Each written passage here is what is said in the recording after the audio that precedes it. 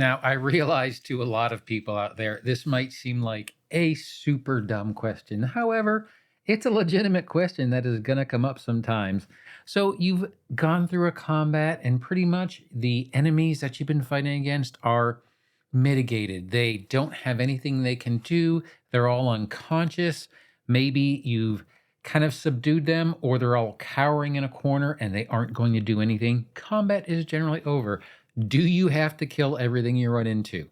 My answer is no. There's a bunch of different things you can do. And for roleplay reasons, killing helpless creatures might be the worst thing possible. If you are really worried about your edicts and anathemas, killing a frightened creature or killing someone who has already given up might be the worst thing that you can do. So let's go ahead and talk about this. So my name is Don. I'm trying to be the Sly Strategist, and let's go ahead and get into it.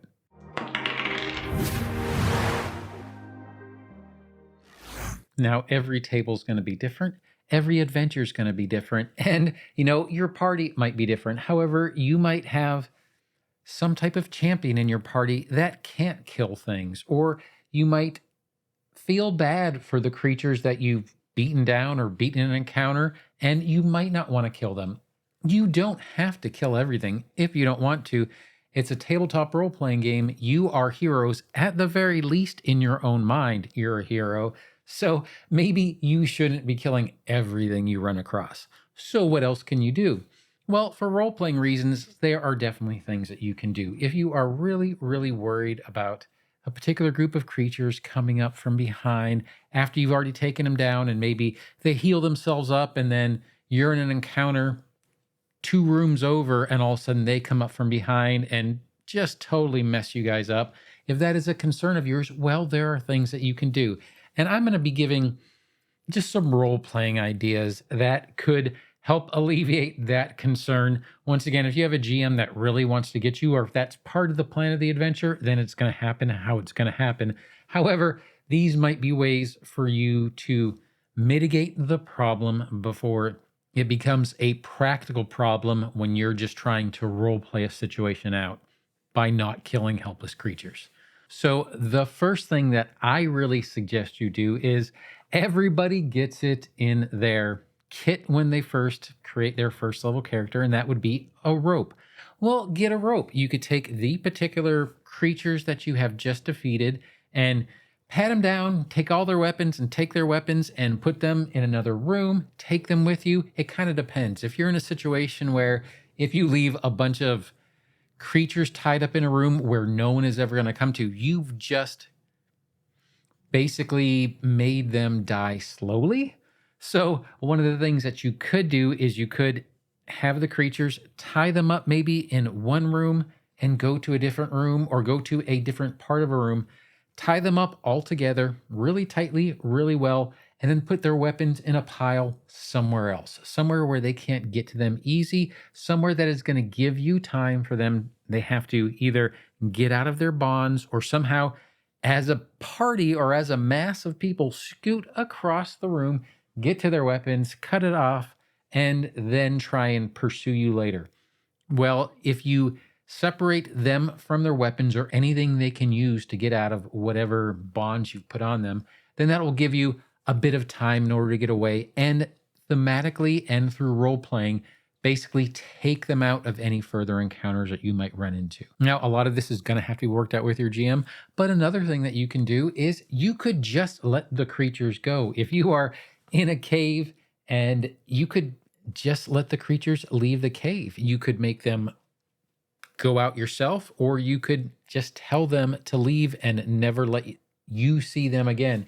You are obviously going to be going up in level as you continue on your adventuring career, and maybe on your way out, you would literally wipe the floor with them, so you don't need to worry about them at a later point. Now, one other big role-playing option I could see is by showing mercy on a particular set of creatures, especially sentient creatures, creatures that have a mind, creatures that have a certain level of intelligence and aren't necessarily chaotic evil, but you could try to befriend the creatures. I know I've actually played in some campaigns where we have consistently defeated a particular party and they were basically out of action, but we didn't kill everybody in the party. And later, those particular creatures became NPCs in the adventure that we could, I'm not going to say that they were super helpful to us, but at least we could ask them questions as to maybe what might be deeper, what might be further along in the particular story. So you could actually, as a GM, or you could talk to your GM and see if you could make these particular creatures at least tools that you can use later in the particular adventure. And then I will say the last kind of funnest thing that I've ever done with creatures that we have defeated, this was very specifically demons that were contract bound, is we basically, so to not kill them, we signed a contract with them and they became tools for our party to use. Now, depending on your edicts and anathemas, and depending on how you actually play and how much you actually trust your contract law with demons, which can be a little dicey, it's just something that you can do to add a little life into your adventure, to make it a little bit more fun, to put a little flavor in, and to take these really wonderful, creative creatures that your GM put in front of you, or the designers of the adventure that you're doing have put in front of you, and make them last more than the half an hour it took for you to defeat them. Let them be something that is part of the story for the rest of the story. They don't necessarily have to be instrumental to the story, but it is still fun to kind of, maybe 5, 6, 7, 8 sessions later, you come back and this thing that you spent an entire session or 2 sessions trying to defeat is now basically the person who sells you guavas on the corner of the street, if that's what you happen to need at that particular time. Now, once again, there's nothing wrong with defeating everything in the dungeon and dispatching everything in the dungeon if that's what you would like to do. If that fits in with your story, if that fits in with your adventurers, if that fits in with your edicts and anathemas, since we no longer have alignment. If that fits in with what you can do, totally cool to do. And there's nothing wrong with that.